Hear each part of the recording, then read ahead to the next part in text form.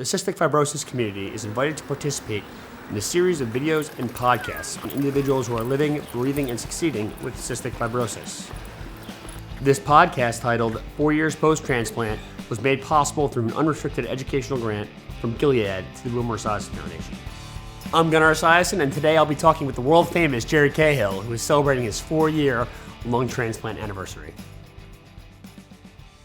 I'm post-transplant now, 4 years, and it's pretty amazing. From starting out with CF and not thinking I would live to 16, and now I'm 4 years post-transplant. It's quite amazing. I remember my dad years ago, when they started to do transplants, would say, well, Jerry, they're doing transplants now, maybe you can get a transplant.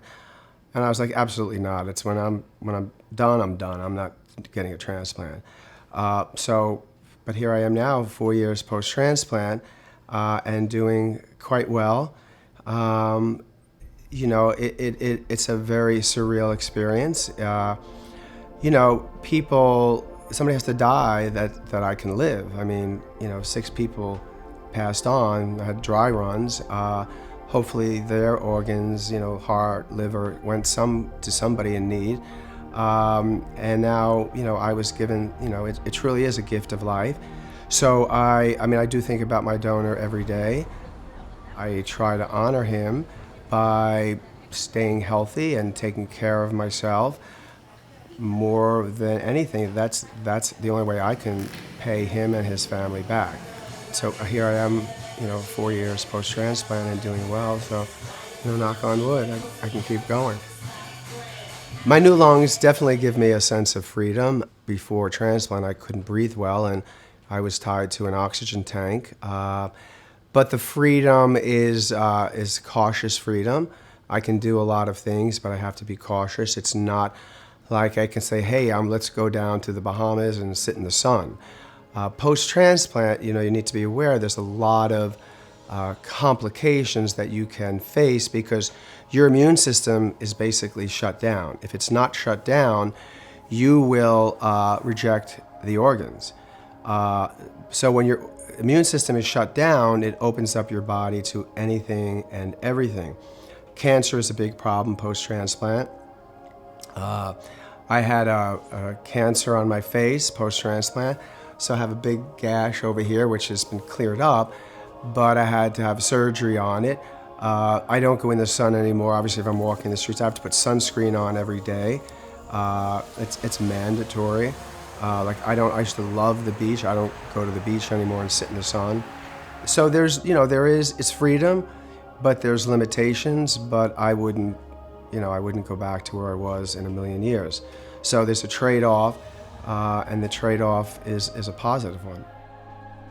So post-transplant, my daily routine consists of, number one, I have diabetes now post-transplant, probably due to the medications. So I have to test my blood. I am on insulin. I'm not insulin dependent. I do produce insulin. So I have to test my blood. I have to test my blood pressure. I have to do spirometry, which I do every morning. I also have to take my temperature and my oximeter to check my oxygen levels in my blood. From there, I also have to take my anti-rejection drugs. That's not a joke. They have to be taken roughly the same time, twice a day. So that's really my routine. I don't go in a lot of crowded places. If I do, I wear masks in the airport. If I do fly. But the daily routine is checking your statistics to make sure that nothing is dropping, and you'll start to notice that right away, and taking your medications, and making sure that I eat well, get enough rest. These are really important things, and actually exercise is important. There's a big misconception out there in the general public, and actually with people with CF, the CF community, they start to think, well, you got a transplant and you're kind of cured now. Well, it's far from a cure. You're kind of trading one disease for the other. You have problems in both areas, just the problems, they change. So, I'm very positive, but there's issues that I have kind of every day with transplant.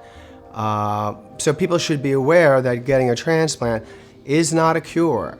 I still have cystic fibrosis. I still take enzymes. And you know what? The thing is also, I still have issues with my sinuses, which is a big CF thing. I just had a sinus surgery last week. And it wasn't the first by any means. There was 6 of them. And it will not be the last. I know that. So people with CF and the general public need to understand that getting a transplant, you're just trading one set of problems for the other. And with a transplant, going into rejection could be a major, major issue. But the silver lining is that I'm here 4 years post-transplant. I'm loving life. I'm doing a lot in life. I'm keeping active. I'm coaching. That's the silver lining. I'm not sitting at home and have IVs dripping, 10 hours out of the day like I was before transplant. I have more freedom. I can go out and do things. So that's the silver lining. There's life after transplant. I'm now on the other side. Turning 60 with CF is sometimes overwhelming to me. I do think about it at times. I've living 20-something years past the life expectancy with CF. And getting a transplant, the average life expectancy for people post-transplant is 5 to 6 years. So I have kind of 2 things there. One, I'm older. I'll be 60, and there's not a lot of people with CF that age. And number 2, that, I'm 4 years. But I do think about it occasionally, but not that often. I think more about really getting out there and living and trying to succeed in things that I do. So what lies ahead 4 years post-transplant is that I will continue to coach. I'm coaching now at 2 schools. I have a great documentary coming out that's called Up for Air. And I'm also doing a program which is called 60 for 60. It's about living, breathing, succeeding. And I'll be doing 60 events in the year I turned 60, and I turned 60 on June 27th of this year. So I have to get busy.